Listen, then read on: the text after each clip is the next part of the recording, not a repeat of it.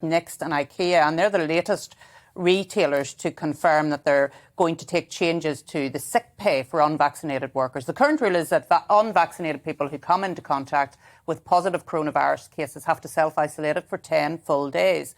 This is shorter, of course, if you're fully vaccinated.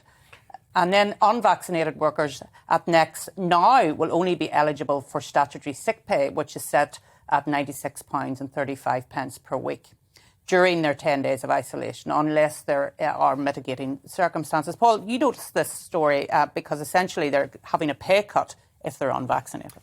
Yeah, and I think it's really questionable, actually. You know, these people are, by and large, healthy people who probably don't have COVID themselves, but may have come into contact with somebody, may have actually had COVID recently, so they've developed the antibodies and whatever, and may not pose a serious threat at all to other people.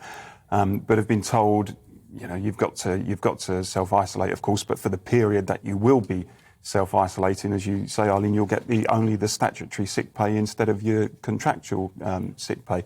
And my view is that if somebody, be it government or whoever, is forcing healthy people, which most of them will be, to isolate to a degree where they can't attend work, then why should those people suffer a cut in wages just because they haven't agreed to have a particular medical intervention? I think it's really questionable, and I would like to see trade unions such as USDA or the Shop Workers Union come out and you know, criticise this policy. It's very interesting. It's obviously a nudge policy. It's one of these many nudge policies trying to get people to get vaccinated.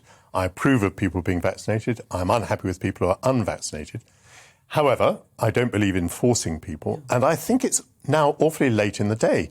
I believe we're about to declare victory over the virus, and at this late stage to be docking people's pay seems to be absolutely wrong. And particularly at a point where last week Next announced record profits. Now, we all know about the boom in online shopping during the lockdown.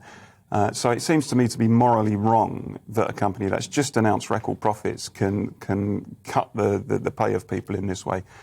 So in principle, I think it's an absolutely incorrect decision. It's quite interesting to me, too, that it was the Conservative backbenchers voting against coronavirus passports just before Christmas that forced the government not to introduce any new restrictions, which I think put them on the right course.